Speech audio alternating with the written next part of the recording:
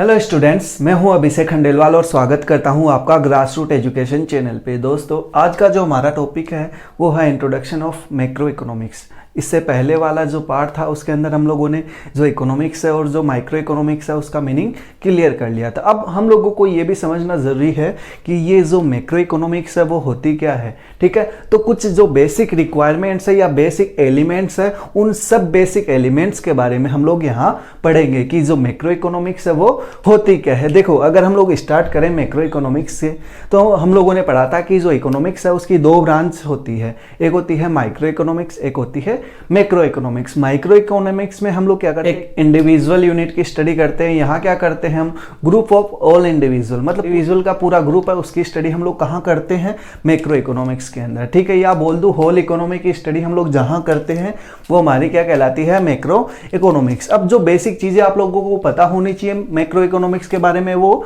मैं बता रहा हूं। तो देखो, 1933 में रेगनर फ्रिश ने सबसे पहले ये जो वर्ड है माइक्रोज एंड मैक्रोज, इनका यूज किया था। ये ग्रीक वर्ड है, ठीक है, ये मैक्रोस से बना हुआ है आपका मैक्रो वर्ड, जिसका मीनिंग होता है लार्ज। ठीक है, मतलब हम लोग क्या करते हैं, पूरी जो इकोनॉमी है उसकी स्टडी कहाँ करते हैं, मैक्रो इकोनॉमिक्स के अंदर। अब देखो, यहां मैंने डेफिनेशन लिख रखी कि व्हाट इज मैक्रो इकोनॉमिक्स। तो देखो, macro economics is the study of aggregate. साफ बोल दिया है कि मैक्रो इकोनॉमिक्स किसकी स्टडी, एग्रीगेट्स। एग्रीगेट्स मतलब टोटल।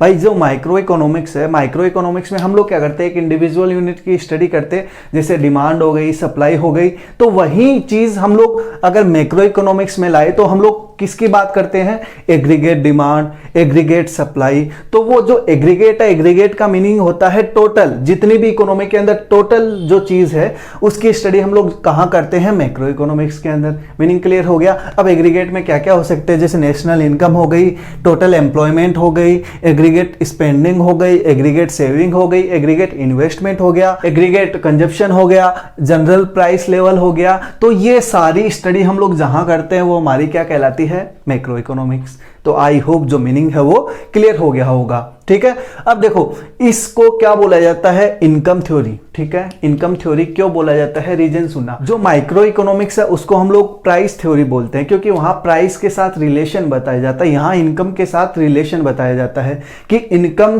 की वजह से क्या इफेक्ट पड़ रहा है इन सब चीजों पे, या इनके जो सोर्स है वो क्या है, इनकम। तो इसीलिए हम लोग इसको किस नाम से जानते हैं, इनकम थ्योरी के नाम से। मीनिंग क्लियर हो गया। फिर मैंने लिख रखा है कि जो लॉर्ड किन्स था, ठीक है, उसने एक बुक लिखी, या उस बुक के अंदर इस मैक्रो इकोनॉमिक्स के बारे में एक्सप्लेन किया। बुक का नाम था general theory of employment, interest and money, जो कि 1936 में पब्लिश हुई थी। तो मीनिंग क्लियर हो गया। अब देखो, फिर मैंने लिख रखा है 4 सेक्टर्स ऑफ इकोनॉमी। जब भी हम लोग मैक्रो इकोनॉमिक्स की स्टडी करेंगे तो आपके कितने सेक्टर हम लोग पढ़ेंगे, 4।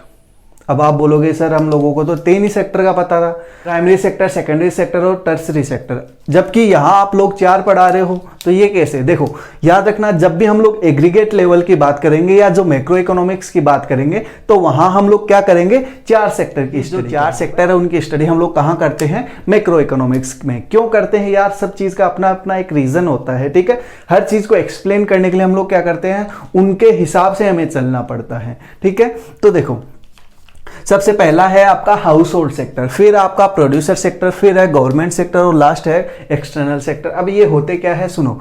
हाउस होल्ड सेक्टर कौन सा हो गया, जो गुड्स एंड सर्विसेज का कंजप्शन करता है वो हमारा कौन सा हो गया, हाउस होल्ड सेक्टर। जो भी प्रोडक्शन की एक्टिविटीज में लगा हुआ है वो आपका कौन सा सेक्टर हो गया, प्रोड्यूसर सेक्टर हो गया। फिर है गवर्नमेंट सेक्टर। गवर्नमेंट सेक्टर कौन सा हो गया आप लोगों का, भाई जो गवर्नमेंट है वो क्या करती है, सोशल वेलफेयर के लिए काम करती है, तो लोगों से टैक्स लेती है और उनको इन्वेस्टमेंट के ऊपर या लोगों के कल्याण के लिए खर्च करती है, तो वो कौन सा हो गया, गवर्नमेंट सेक्टर। गवर्नमेंट प्रोडक्शन भी करती है इसीलिए गवर्नमेंट प्रोड्यूसर भी है। फिर है एक्सटर्नल सेक्टर। एक्सटर्नल सेक्टर का मतलब होता है जो रेस्ट ऑफ द वर्ल्ड, जो भी हम लोग इंपोर्ट एक्सपोर्ट करते हैं, तो उन सब की स्टडी हम लोग कहां करते हैं, एक्सटर्नल सेक्टर के अंदर। तो आई होप जो मीनिंग है वो क्लियर हो गया होगा। एक चीज और बता देता हूं, याद रखना, जो फैक्टर ऑफ प्रोडक्शन आप लोगों को पता होगा वैसे तो, कि हमारे जो फैक्टर ऑफ प्रोडक्शन है वो 4 होते हैं, जिनके बिना प्रोडक्शन नहीं हो सकता। जैसे कौन कौन से आपके फैक्टर ऑफ प्रोडक्शन, लैंड हो गया, लेबर हो गया, कैपिटल हो गया, ठीक है, और एंटरप्रेन्योर हो गया। ठीक है, तो हमेशा याद रखना ये जो तीन चीजें होती है, लैंड, लेबर और कैपिटल, ये कौन प्रोवाइड करवाता है? House hold sector. और जो प्रोड्यूसर सेक्टर है, ठीक है, वो इन चीजों का यूज करता है और बदले के रूप में इनको प्राइस देता है। तो जैसे लैंड है तो लैंड की प्राइस क्या होगी? रेंट, ठीक है।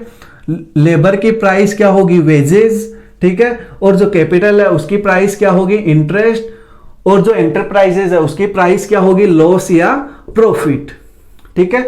ये फैक्टर ऑफ प्रोडक्शन की प्राइस है कि उनके बदले में क्या दिया जाता है, ठीक है। तो आई होप जो मीनिंग है 4 सेक्टर्स ऑफ इकोनॉमी वो आप लोगों का क्लियर हो गया होगा। इसके बाद आपकी 2 स्कूल ऑफ थॉट्स। अब देखो ये जो मैक्रो इकोनॉमिक्स है इसके बारे में 2 थॉट है। एक है आपकी क्लासिकल थॉट या क्लासिकल स्कूल जिसको बोला जाता है, एक आपकी केंजियन स्कूल। अब ये होती क्या है इसको समझना कि जो क्लासिकल थॉट थी या क्लासिकल स्कूल जिसको आप लोग बोल रहे हो उसमें मैक्रो इकोनॉमिक्स के बारे में क्या बताया गया, ठीक है। फिर जो केंजियन स्कूल है उसमें मैक्रो इकोनॉमिक्स के बारे में क्या बताया गया, ठीक है। ये आप लोगों को जरूर पता होना चाहिए, ठीक है। तो देखो हम लोग स्टार्ट करते हैं क्लासिकल स्कूल से। क्लासिकल स्कूल में जो इकोनॉमिस्ट थे, ठीक है, वो कौन कौन से थे? जेएस मिल हो गए, डेविड रिकार्डो हो गए, मार्शल हो गया, पिग्गू हो गया, माथल्स हो गया। तो ये सारे इकोनॉमिस्ट थे। अब ये क्या बोलते थे मैक्रो इकोनॉमिक्स के बारे में? सुनो कि full employment is a normal condition of an exchange economy, कि जो फुल एम्प्लॉयमेंट रहता है अगर नॉर्मल कंडीशन है किसी भी इकोनॉमी की, ठीक है। लेकिन अगर कोई डिसइक्विलिब्रियम होता है, डिसइक्विलिब्रियम का मतलब क्या हुआ? एक्सेस डिमांड या एक्सेस सप्लाई होता है, तो क्या करता है वो? ऑटोमेटिकली जो इकोनॉमी है वो एडजस्ट हो जाती है, ठीक है। तो ये लोग क्या बोलते थे कि जो इकोनॉमी है वो क्या होती है, उसमें फुल एम्प्लॉयमेंट रहती है और कोई अगर डिसइक्विलिब्रियम भी होता है तो जो इकोनॉमी है वो खुद ही एडजस्ट हो जाती है, ठीक है। ये क्लासिकल स्कूल की थॉट थी मैक्रो इकोनॉमिक्स के बारे में, ठीक है। यहां कोई गवर्नमेंट की इंटरफेरेंस की रिक्वायरमेंट नहीं होती थी। तो ये जो क्लासिकल थॉट थी मैक्रो इकोनॉमिक्स के बारे में, ठीक है, ये सारी चीजें मैंने लिख रखी है। लेकिन जो 1930 से लेकर 1940 का पीरियड था, ठीक है, वहां आप लोगों को पता होगा कि 1930 के अंदर विश्व के अंदर रिसेशन आया था, ठीक है, ऑल वर्ल्ड के अंदर रिसेशन आया था। तो उसका काफी असर पड़ा था इन चीज़ों के ऊपर। तो जो वहीं से निकल के आई है ये जो केंजियन थॉट है या जो लॉर्ड किन्स ने डिफाइन की थी वो चीज़ यहीं से निकल के आई थी। किन्सियन स्कूल है, ठीक है, उसको डिफाइन किया था लॉर्ड किन्स ने, ठीक है।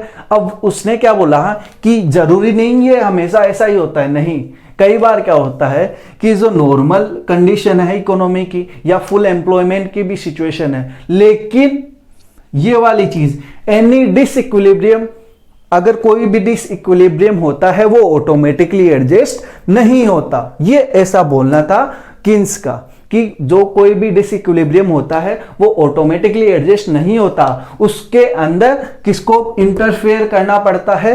गवर्नमेंट को इंटरफेयर करना पड़ता है। इसका जस्ट अपोजिट किसने बोला?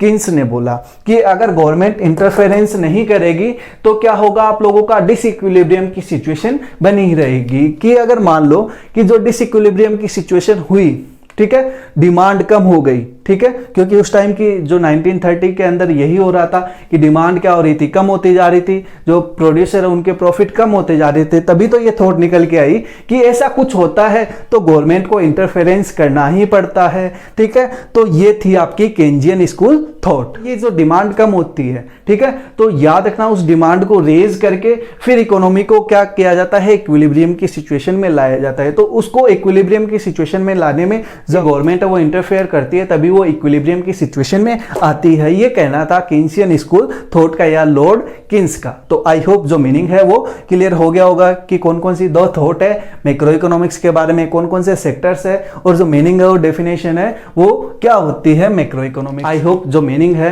मैक्रो इकोनॉमिक्स का वो आप लोगों को समझ में आ गया होगा। फिर भी अगर कोई डाउट रहता है, ठीक है, तो आप हमें कमेंट के माध्यम से पूछ सकते हैं। आई होप मैक्रो इकोनॉमिक्स के बारे में कुछ इंफॉर्मेशन आप लोगों को अच्छी लगी होगी। अगर अच्छी लगी तो वीडियो को लाइक करें, चैनल को सब्सक्राइब करें और दोस्तों के साथ शेयर जरूर करें। Thank you.